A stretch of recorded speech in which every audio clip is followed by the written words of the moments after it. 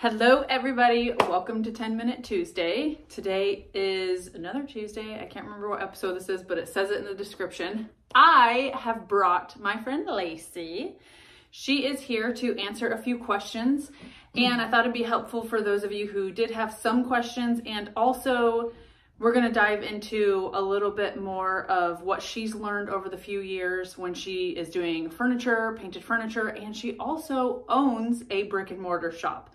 So this is Lacey. She is the owner and creator behind Rescued by Lacey. She is out of Middletown, New Jersey. And so I will put her stuff in the description so that you guys can go and follow her Facebook and do all the things. But I wanted to kind of ask her a few questions first and talk about her journey and then some of the things that she suggests or has learned that are very important when you are doing this business. So let's start first. Hey, girl. Hey.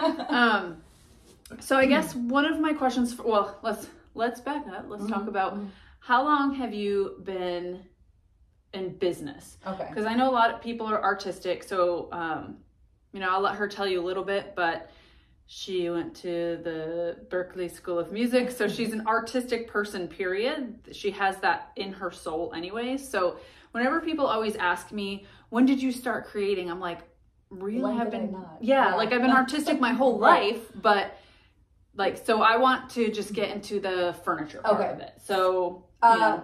So I probably started painting furniture when I was in Boston, when I was at school, but just for myself, for my friends or whatever. It wasn't truly a business. And then when I left Boston, I got to Miami and I really started staging houses, staging pieces. Again, still not selling my pieces. I was just kind of doing it for fun. And then in 2019, when we moved here to Jersey, I started painting outside, and all of my neighbors were coming by and seeing what I was doing, and I really started selling then.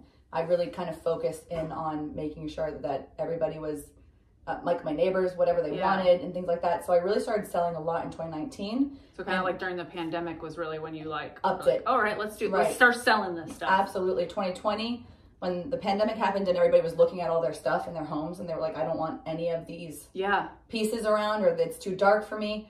I noticed a lot of people had dropped everything to the curb. So I had a lot of curb fines because everybody was stuck in their homes. So I thought, you know what, this is the time for me to play with different paints and different styles and what I wanted to do.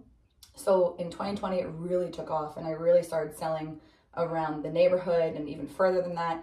And then in 2021, I opened my brick and mortar in April of 2021. Okay. Mostly to sell my pieces, but to kind of have like a little co-op collective of artists who wanted to come in and sell different things, candles, jewelry, whatever it was, so that there was a place that we could all be and we could sell those things.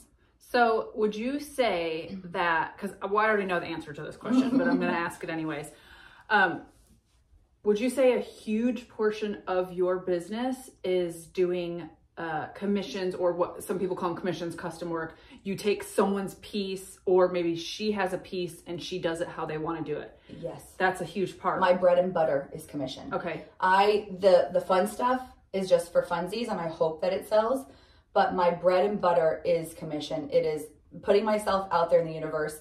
This is a piece that I've done for somebody else, and I am available for commission. I probably put that on every single thing that I put out into the universe, any Instagram, Facebook, whatever post, so people know that I'm always available.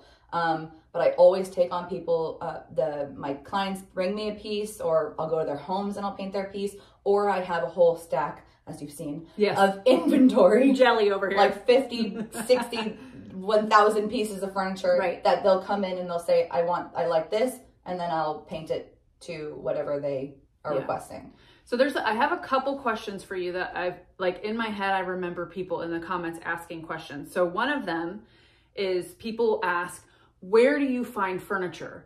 And I try to explain that the more you do it, people are like, oh, my grandma or my aunt has this cleanup, or someone has this, or, oh, I'm going to get rid of this, and get messages like, hey, do you want this, or whatever. Do you find the same thing, correct? I do, but I'm a realtor in Florida. Okay. I'm not a realtor here in Jersey yet, but I have made friends with all of the realtors. Okay. And that is Make friends with all the realtors. Yes, that is who calls me. Okay. They're cleaning out their homes. They have a few pieces that they feel bad throwing into the trash, because that's what happens. Right. You know, somebody comes in, kind of yanks it all out, chops it up, and throws it in a dumpster.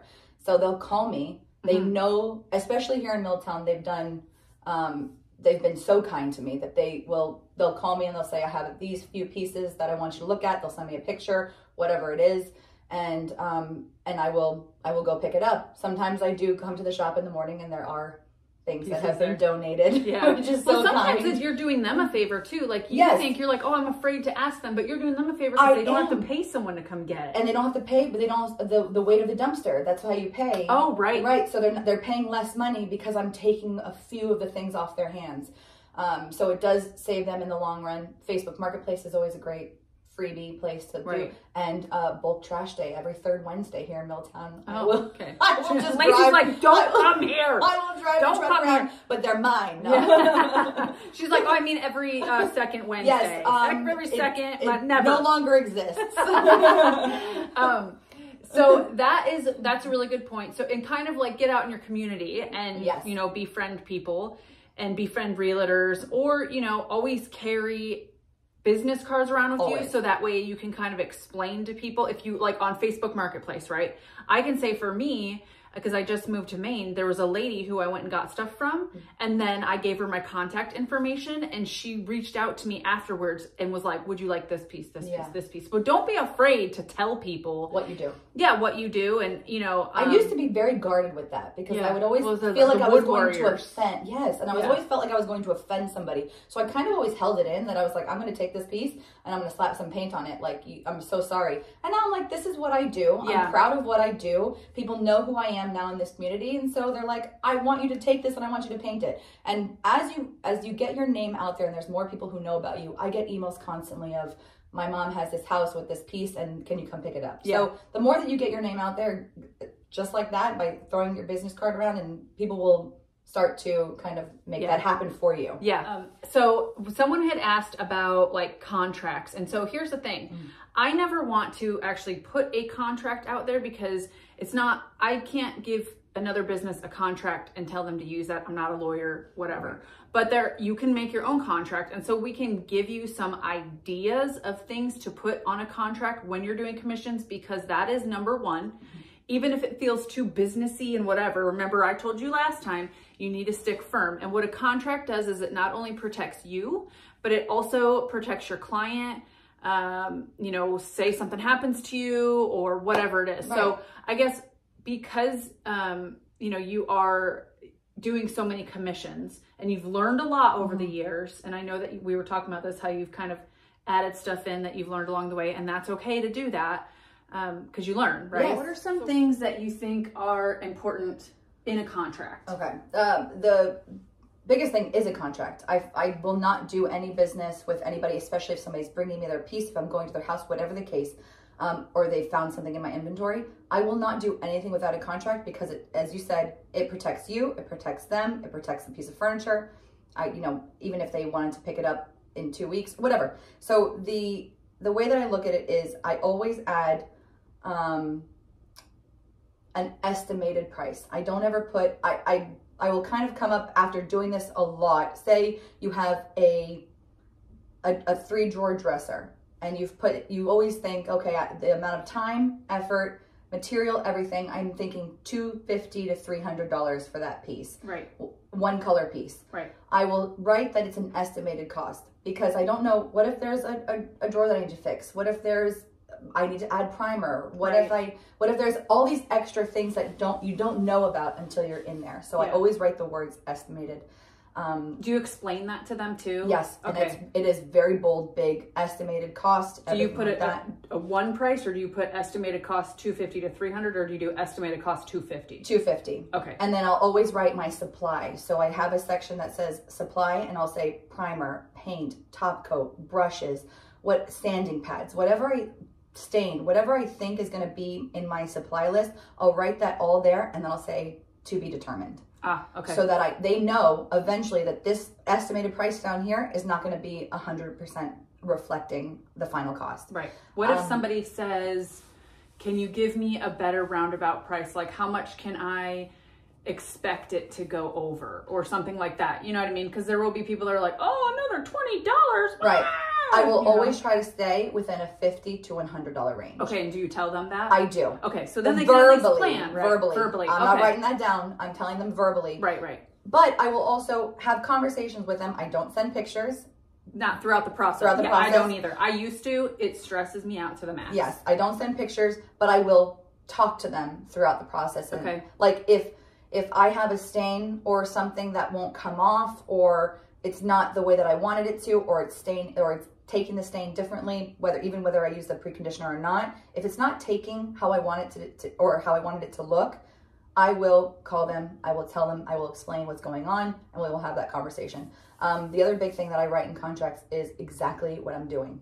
Like, so that we have it in writing. I'm painting it this color. We are putting this top coat with this sheen. Or I'm staining it, or whatever I'm writing. I'm always writing that in the contract, as I don't want to be like over the top with it, but like what if I wrote down that I'm painting it in black and I'm top coating it in flat, and they came back and they said, well, I wanted you to do it in navy and I wanted you to have a glossy top coat. Well, read your contract. It's not at all what we talked about. I have a lot of customers. I make mistakes with contracts, but at least they're reading it. They know what they're getting, and you're able to kind of work together, kind of like get it to where you want. And everybody knows what's going on. Right. The other thing that's big for me is inspo pictures. Oh, okay. Especially if it's not just black, white, whatever it is.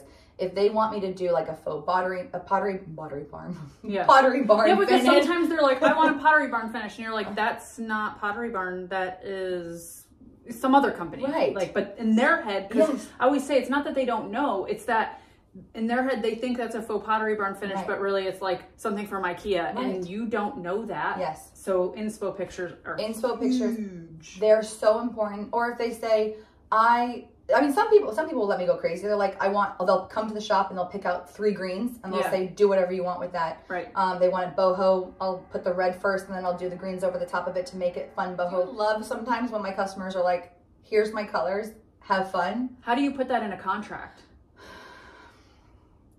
I know how much time it takes to do a finish like this, or a blending finish or something like that. So I will estimate it, and I'll most likely say $350.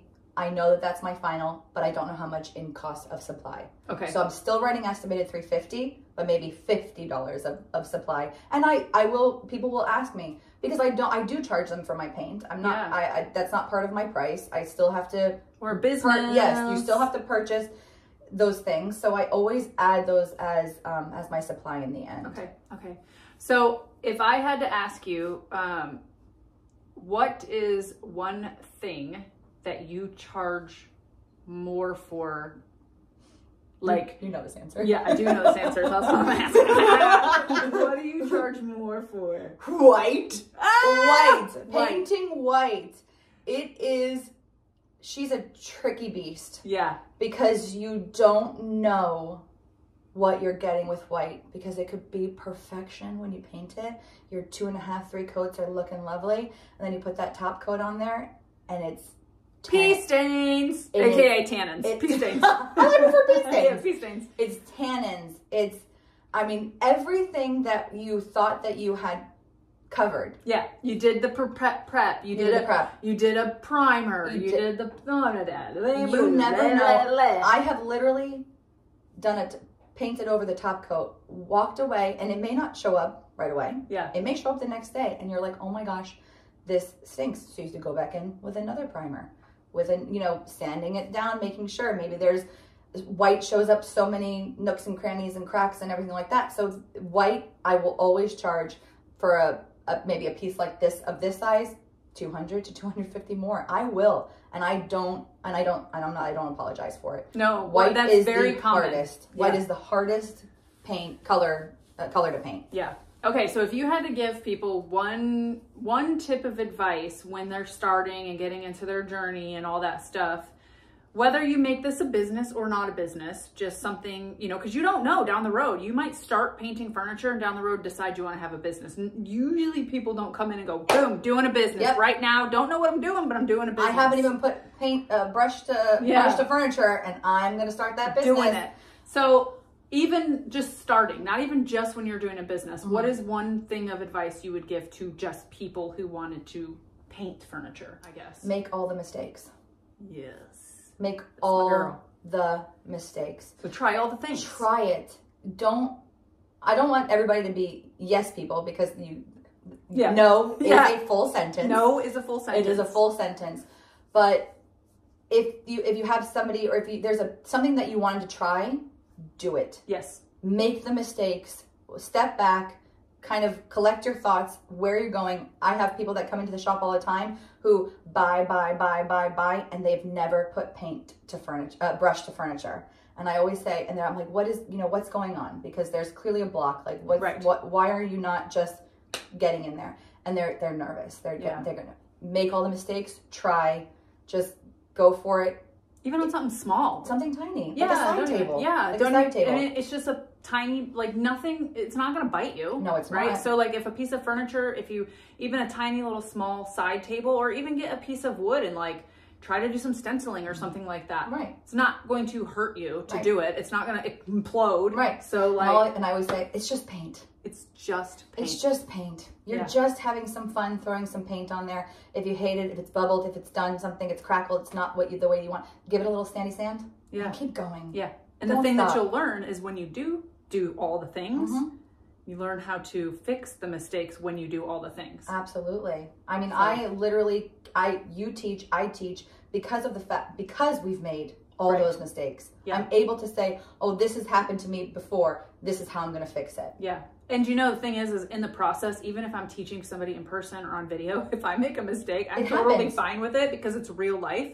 And so I'm like, oh, well, a couple videos ago, I sanded or I refinished the entire top, or I stripped it all down thinking that I was going to refinish the top and realized it was crappy underneath the paint. And I was like, well, guys, this is what it is. Yes. So we're going in a different direction. Yes. And you can change your flow. Yes. I always have, we had no idea what we were doing with this piece, we just did it for funsies. But I sometimes I have a plan, and maybe that piece doesn't accept that plan the way that I'm looking at it. So you change it up, you enjoy it, you have fun. This is to, I always say it's a mental therapy, like painting. Yes. Working with your hands is a mental therapy, and it's always great and it helps everybody. But this is for fun. This is for you to enjoy something. Yeah. And to create and to open up your horizons. Open up you know what I mean? Open up your brain. Like open up the brain and allow it to enjoy. The part of your brain that's been stagnant because you have no creativity. But no, enjoy and just enjoy. Yeah. Enjoy what you're doing. Okay. Yes, I like that. Yeah. All right, well, we're probably going to be over our 10 minutes, but hopefully you guys enjoyed that. Again, this is my friend Lacey. She is Rescued by Lacey. She has a brick and mortar. She also does her workshops. She does custom work. And so I'll put all her stuff down in the description so that you guys can follow her.